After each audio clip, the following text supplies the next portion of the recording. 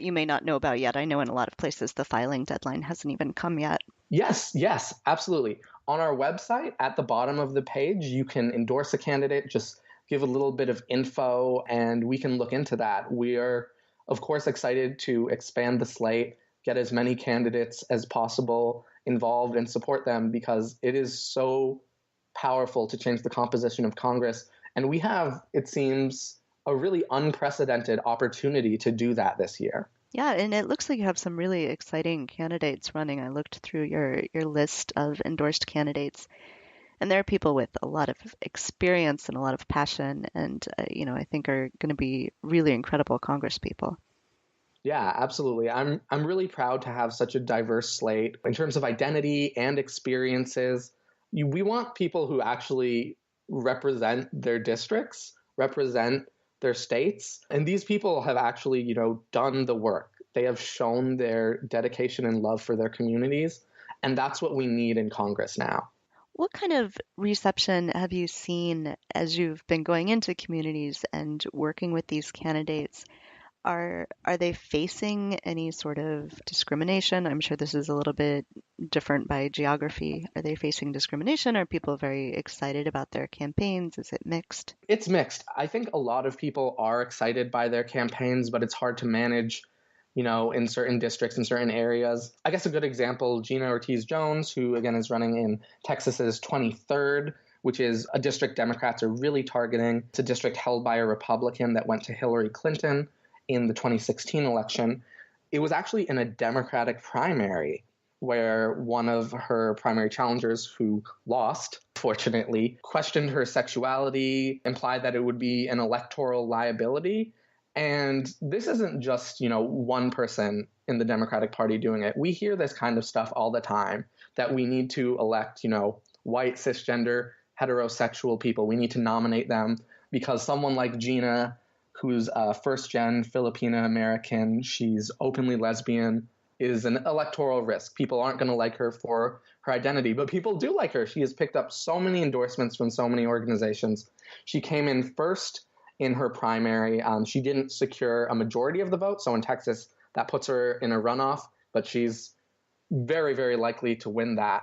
There is grassroots enthusiasm, but there is this mistaken idea across the political spectrum, across parties, that marginalized people are inherently too risky to elect. And that's just ridiculous and a violation of the fundamental principles of democracy and representation. So yeah, there are some candidates who, have faced less than others, but it's something you face from the Republican Party always, and a lot of the time within your own party. Yeah, that's really disappointing, but perhaps not surprising in this day and age, but disappointing. Yeah. How are these candidates sort of positioning themselves? It seems like in a lot of cases, they may represent first, they may be the first LGBTQ candidate from a particular state, they may have other sort of identity issues that they're representing. Is this something that they're focusing on, or is it something that's part of the campaign but not necessarily something they're highlighting? I think it depends. All of them are openly LGBTQ. I think depending on the district, depending on what kind of campaign they're running, they're emphasizing it to different degrees. But, all of them are proud of who they are, and they understand the weight of becoming one of the few, hopefully, eventually, many LGBTQ members of Congress. They have spoken at events for LGBTQ groups. They've obviously picked up endorsements from groups like us. But unfortunately, in some places, it doesn't necessarily feel as comfortable to them. And that's a really complicated thing about being LGBTQ, is that it's not like you're ashamed necessarily, but it is hard to navigate. And everyone, regardless of if they're out or not, is entitled to handle that how they like. But in politics, that becomes a very cynical thing. But I think it's really important to keep in mind that that is a personal decision that every LGBTQ person, regardless of whether they're running for public office or not, is entitled to. Okay, is there anything else that you would like to be sure that people know about Run with Pride? I think just keeping in mind that there are so many organizations this year working to flip the House of Representatives, flip Congress. But it is important to really recognize that we don't just want anyone in Congress. we don't want people who don't represent our values. We want people who are representing our values and the diversity of our country. And that's something that's really special about Run with Pride. We have such a diverse slate. We have people who are interested in helping the LGBT community, not just through the Equality Act, which is so important, but through policies that help all people. And by focusing on the people at the bottom, the most vulnerable members of society, we really lift everyone up. It's not pie of people. Yeah, exactly. Well, I hope that listeners will stay tuned because we have one of your candidates, Sharice Davids, who is going to be in the second segment of this episode, which I'm really excited about. So, Jordan, thank you so much for coming on. This has been really great. I'm so excited that you guys are doing this work, and it seems like a really great organization. Yeah, thank you. It was so great speaking to you. Yes, and everybody should also check out your podcast, Millennial Politics, which is great as well. And you guys get some really fantastic guests on there. Thank you. Yes, please listen. All right. Thank you. Thanks. Hong Kong Confidential, a podcast with Jules Hannaford, is designed to educate and entertain my audience. It's an interview-style show where many topical social issues are discussed and personal stories are shared. The podcast can be inspiring, confronting, harrowing, and at times hilarious. All of the stories have uplifting messages. We all need to be heard to heal, and listening to the experiences of others can often help the rest of us deal with whatever life has to throw at us. Find Hong Kong Confidential on Ozcast Network at www.ozcastnetwork.com. Hong Kong Confidential is also available on Spotify, iTunes, Stitcher and YouTube, and anywhere that you can find your podcasts. Check out Hong Kong Confidential today. Hi, everyone. I am back in this segment with Sharice Davids, who is running for Congress from Kansas. Hello, Sharice. Hello, how are you? Thanks for having me. Yes, thanks so much for coming on, especially late in the day. I know it's got to be a busy schedule campaigning. It is, but it's interesting to say this, but it's more fun than I would have expected. Well, that's good. That's good news. Can you tell me a little bit about yourself and your background and why you've decided to run for Congress? Yeah, so I am running in the 3rd district here in Kansas. And we're actually in the Kansas City metro area. So the 3rd district is comprised of all of Wyandotte County, Johnson County, and then a small portion of Miami County. And I'm Ho-Chunk, which is a tribe in Wisconsin, but my mom was in the Army from before I was born until after I got out of high school. So she retired while she was stationed at Fort Leavenworth, which used to be in the 3rd district, but now is in the 2nd district. I graduated from Leavenworth High School, and then, over time, I got my associate's degree at Johnson County Community College, which is a community college here in the area. It's a great school. And then I went over to the University of Missouri in Kansas City and got my bachelor's there. And then through some fortuitous meetings and encouragement from people, I applied to Cornell for law school, and I got in, and I went up there and really enjoyed my time up there. But when I got done, I came back home to Kansas and did some work at a large law firm doing mergers and acquisitions and financings. And then it took me a little while, but I realized that I was maybe interested in doing a different kind of work. And I eventually moved out to the Pine Ridge Indian Reservation in South Dakota. And I got the opportunity to work on some really, really interesting projects out there, and was able to make use of the skills I had picked up along the way. And I was doing a lot of implementation of federal policy.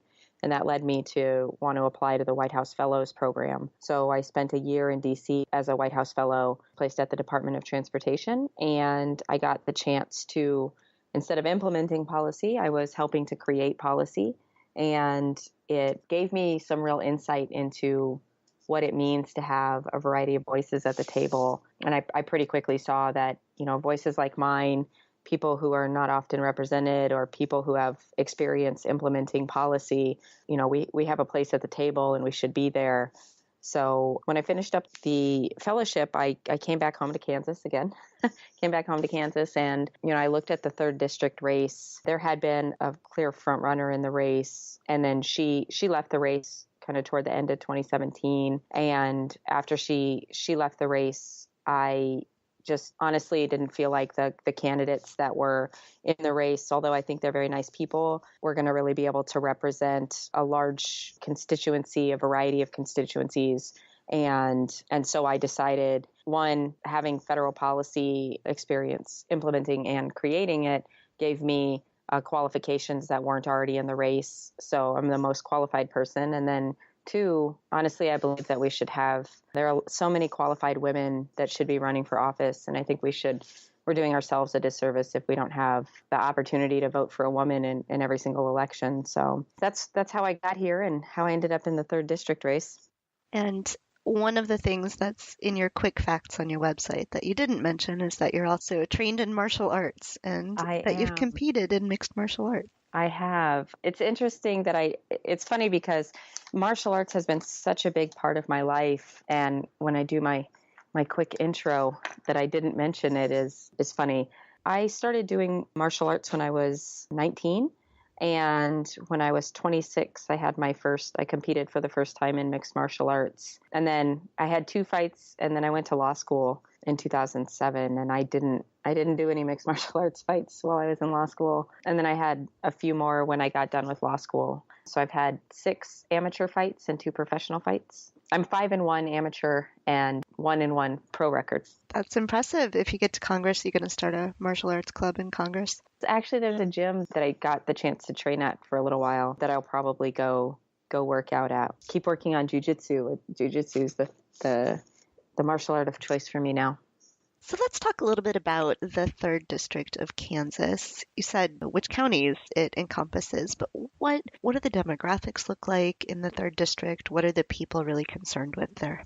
If you don't mind, I'm going to start off with what people are really concerned about. So the biggest thing for a long time that has consumed a lot of conversations has been education, public education. We've had, particularly in Johnson County, there's been a lot of people are really proud about the high caliber public education system we have. And, as somebody who attended community college here in the district, I certainly recognized how good a foundation in education we have here. That is something that is at the forefront of a lot of people's minds. And then healthcare is another big issue, just making sure that folks are getting covered, have access to healthcare. And then even when they have insurance, having access to affordable healthcare, good affordable healthcare. And then like a lot of places around the country, I imagine, we are having a lot of conversations now at what I consider to be the intersection of education and public health, because